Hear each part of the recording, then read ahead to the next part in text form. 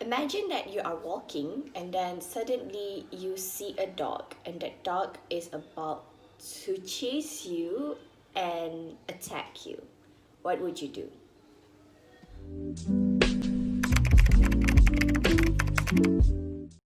Hi everyone, Assalamualaikum. I'm not sure whether you guys know it or not, but last Saturday, on the 27th of June, is actually the Post-Traumatic Stress Disorder Awareness Day. So today, what I'm going to share with you is somewhat related to that, but I'll be talking more about our brain using the hand model by Dr. Dan Siegel. So this is the structure of our brain. So you can see here, there's a few parts of the brain that I will be talking about. So the first part is actually the prefrontal cortex. So you can see these fingertips here, this is actually our prefrontal cortex. So the function of the prefrontal cortex is, it is also known as our thinking part of the brain. So our thinking brain is involved in terms of planning, organizing, decision making. So anything related to thinking, this is the part of the brain that will function. Now, moving on to the next part of the brain. So if we unveil the prefrontal cortex, we will see another part of our brain. So this part right here, the term here, is what we call as the amygdala. So the amygdala, the function of the amygdala, this is where all our emotions is. Whenever we're feeling happy, angry, sad, or anything, so this is the part of the brain that will be triggered. So amygdala, this is the part of the brain that resonates with our emotions. Next part of the brain, if we unveil this amygdala, there's this thing that we call as the brainstem. The brainstem, and here is what we call as the hippocampus. Okay, so the function of the hippocampus is that it is where our memory is stored. Okay, it is where our memory is stored, and for our brainstem, the function of a brainstem, this is where it controls our heartbeat. So basically, it controls our body sensations. There's another thing that you guys should know about this. Amygdala and hippocampus, they work together as our alarm system. So what I mean by alarm system is that whenever we see something dangerous or a threat coming towards us, then our alarm system will be triggered. Now, remember the questions that I asked you initially. In that situation, if it's me, obviously I would run away, because my alarm system right now, it is perceiving that situation. So imagine the dog is chasing me. Of course, I will be scared.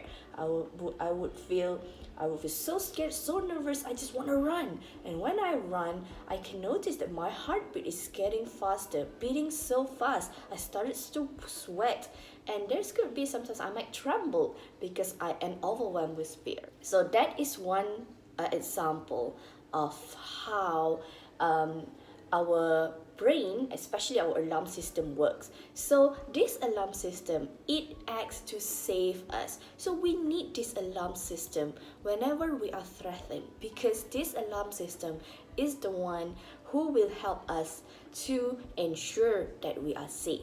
Imagine that is one single stress. A dog is about to chase you, but now imagine in a situation where you are exposed to stress all the time. Repeatedly, you are exposed to stress. Imagine every time your brain is being receiving signals that there are danger. So obviously, our alarm system would always switch on. We will always be on that alert mode. And when that happens, there's also the possibility of false alarm. So when this happens, our body is in the alert mode. You can notice, imagine the brainstem is actually in the alert mode. We will always feel nervous. We will always feel fear.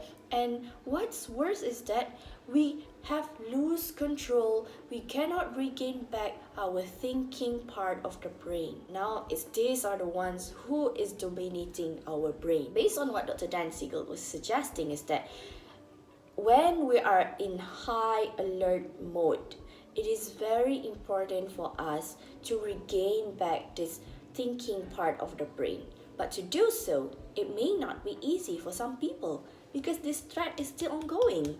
Their mind is still perceiving that threat is there. So how do we do this? Based on Dr. Dan Siegel, what he suggested is that this is where the relaxation part comes in. Why? Because, like I mentioned before, when we are at the alert mode, heartbeat, palpitating, sweating and such.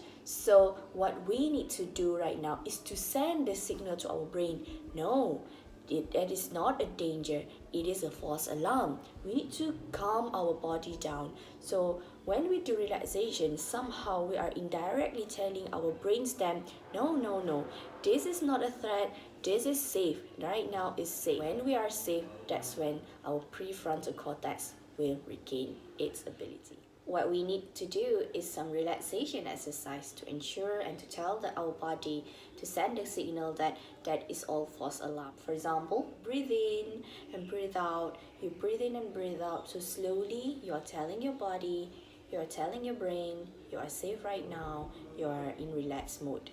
So eventually you will notice, you will regain that thinking ability, that thinking part of the brain. So aside from deep breathing, aside from relaxation exercise, there are also other coping mechanisms, coping styles that you can adopt into your practice. I will leave it up to you. What are your coping skills? What are your coping mechanisms whenever there is stress happening, whenever you are in distress? There also will be times that you don't know.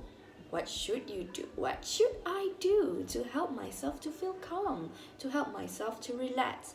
Like I mentioned before in my previous videos, this is where a third person perspective would be very helpful. So it could be your friends, your close friends, someone you trust, or a mental health practitioner, because they are trained in helping you to develop a healthy coping skills, to help you to ensure that you are able to face any difficulties or whenever you are in distress. So yeah, I guess that's it. That's my sharing for today. And as you can see, examples that I gave you just now is actually, it happens to those who experience trauma in their life, who experience especially multiple trauma in their life. And it is not easy. That's why the most important thing when it comes to helping people with trauma is to ensure that they are safe, they are in that relaxed mode. They are not being alert 24/7, because being alert 24/7, it is very tiring. I know it's very tiring. In conjunction to that, I am actually a fundraiser for one of the campaign by one NGO in Malaysia. So this campaign is actually in providing support to domestic violence survivors in Malaysia. With a donation that's collected, the NGO will provide psychotherapy session to the survivors of domestic violence. I took the initiative to become a fundraiser, and I aim to raise RM4,000, in which it is equivalent to helping one family who are affected, one family of survivors from domestic violence. With all humbleness, I invite all of you to donate and contribute to this cause. And I think this campaign is very, very important, knowing that how exactly trauma affected an individual's life. I will leave the link to that fundraising page, my fundraising page, in the description below. And of course, also share the link of that whole campaign so you will have a better idea on what is it about. Another thing, if you are unable to donate, so don't worry, it's okay. But what I urge you to do is to learn more about post-traumatic stress disorder, to learn more about domestic violence, about trauma.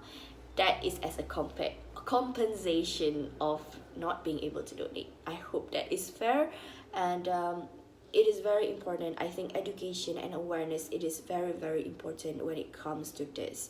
And I hope with this video it is beneficial for all of you, and inshallah we'll see each other again. Bye.